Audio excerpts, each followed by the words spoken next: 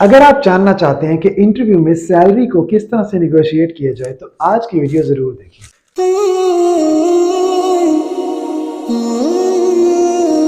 जी हाँ दोस्तों, आज मैं आपको 6 स्टेप्स बताऊंगा जिनके थ्रू आप अपनी सैलरी को इंटरव्यू के दौरान निगोशिएट कर सकते हैं। फिर चाहे आप एक्सपीरियंस्ड पर्सन हो या फिर आप न्यू जॉब मार्केट में एंटर हो रहे हो, ये सारे के सारे टिप्स दोनों ही केसेस में आपके लिए बहुत इंपॉर्टेंट। पहली बात यह है कि अगर इंटरव्यू के स्टार्ट में ही वो लोग आपसे सैलरी निगोशिएट करना स्टार्ट कर देते हैं तो इन दैट केस आपने उनसे ये कहना है कि salary is not the only thing for which I am here.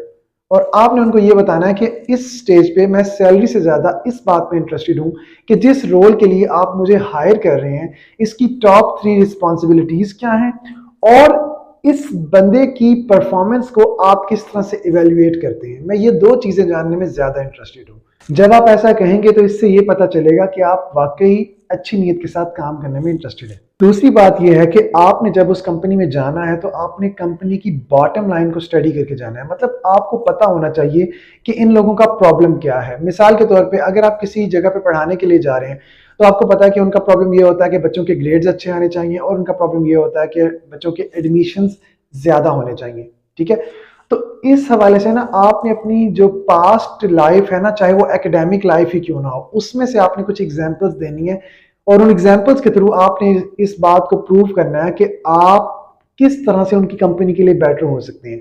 यानी कि उनका जो प्रॉब्लम है उस प्रॉब्लम को आपने सोल्यूशन देना है और वो सोल्यूशन आपने अपनी पर्सनैलिटी और अपने प्रोफाइल के साथ कनेक्ट करके उनको सोल्यूशन देना है।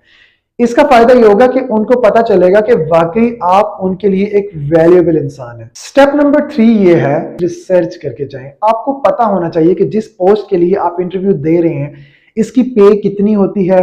मिसाल के तौर पे अगर आप असिस्टेंट मैनेजर फाइनेंस का इंटरव्यू देने जा रहे हैं किसी कंपनी में तो उससे मिलती जुलती जो कंपनी है वहां पे आप थोड़ी सी रिसर्च कंडक्ट करें, इंटरनेट पे रिसर्च कंडक्ट करें, लोगों से पूछें, अपने सोशल सर्कल को यूज करें। आपको पता होना चाहिए कि आपकी एक्सपेक्टेड सैलरी कितनी होनी चाहिए। अगर आपको पता ही नहीं है कि आपकी वर्थ क्या है तो फिर आप निगोशिएशन तो आप कर ही नहीं सकते।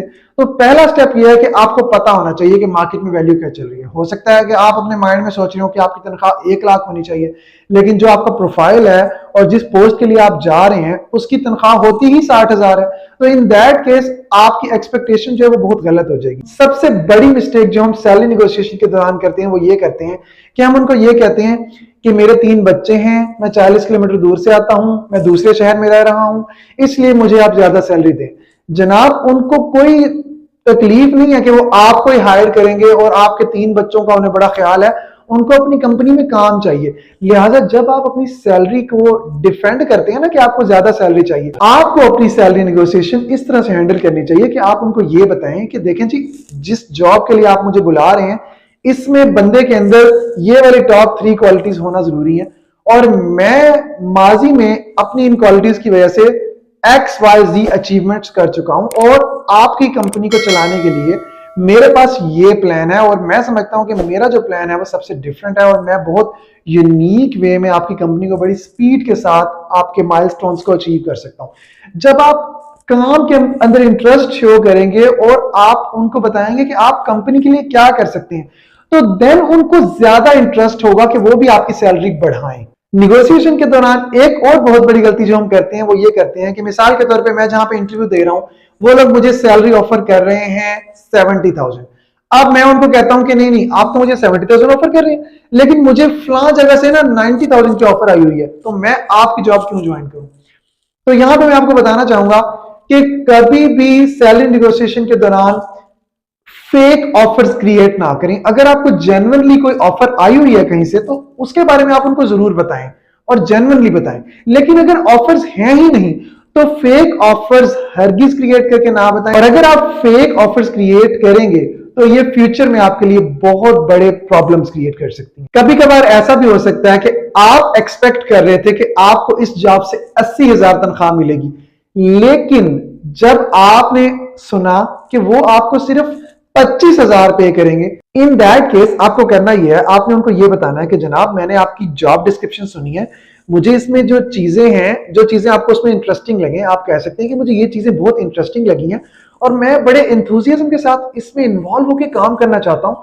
बट जो सैलरी आपने बताई है, मैं उसके बारे में सिर्फ ये पूछना चाहता हूं कि इसमें कोई फ्लेक्सिबिलिटी है?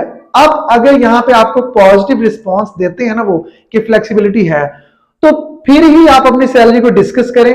अदरवाइज अगर आप यहाँ पे सैलरी निगोशिएशन करते हैं ना, तो फिर आपकी अपनी वैल्यू कम हो जाएगी। यानी कि आपने सैलरी सिर्फ तब निगोशिएट करनी है जब अगला बंदा भी आपके साथ सैलरी निगोशिएट करने के लिए विलिंग हो। अगर वो विलिंग ही नहीं है, तो आपको चाहिए कि आप वहीं पे बात को कंक्लूड करें और वहां से चले जाएं। हाँ, अगर आप 25,000 में काम करके खुश हैं तो फिर निगोशिएट ना करें, फिर कर लें 25,000 में। अब जो मैं बात बताने लगा हूं वो आखिरी बात है, और वो बात बहुत ही इंपॉर्टेंट है, और ये बात सबसे ज्यादा इंपॉर्टेंट उन लोगों के लिए है जिनके पास कोई भी जॉब नहीं है। जिन लोगों के पास बिल्कुल कोई भी जॉब नहीं है और वो अपनी पहली जॉब के इंटरव्यू दे रहे हैं, तो उनसे मैं ये कहूंगा कि वो बहुत ज्यादा निगोशिएशन के चक्कर में ना पड़े, और कहीं ऐसा ना हो कि वो सैलरी निगोशिएट करने के चक्कर में जॉब से ही हाथ धो बैठे।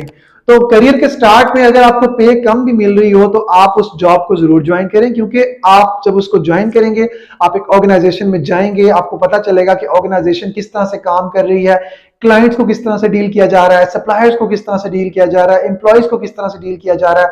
आप सारे सिस्टम को समझें, क्योंकि अगर आप उस जॉब को रिजेक्ट कर देते हैं सिर्फ इस वजह से कि वहां पे सैलरी कम है, तो उसके बाद आपको फ्री रहना पड़ेगा। और आपको मैं एक बड़ी इंटरेस्टिंग बात बताऊं कि अगर आप फ्री रहते हैं ना, तो आपका जो level of productivity, level of काबिलियत जो है, वो आपका स्टेबल नहीं रहता, बल्कि फ्री रहने के साथ आपकी प्रोडक्टिविटी और आपका लेवल ऑफ स्किल्स जो है वो बिल्कुल डिक्लाइन करना स्टार्ट कर देता है। इसलिए आपकी लाइफ में बिजी रहना बहुत ही जरूरी है। तो आप अगर करियर का स्टार्ट ले रहे हैं तो सैलरी को बहुत ज्यादा इंपॉर्टेंस ना दें, और कम सैलरी पे भी आप जॉब जरूर ज्वाइन करें। उम्मीद करता हूं कि आपको आज की वीडियो अच्छी लगी होगी। अगर आप मेरी किसी भी बात से एग्री या डिसएग्री करते हैं तो अपनी रीजन के साथ कमेंट्स में मुझे जरूर बताएं। Thank you.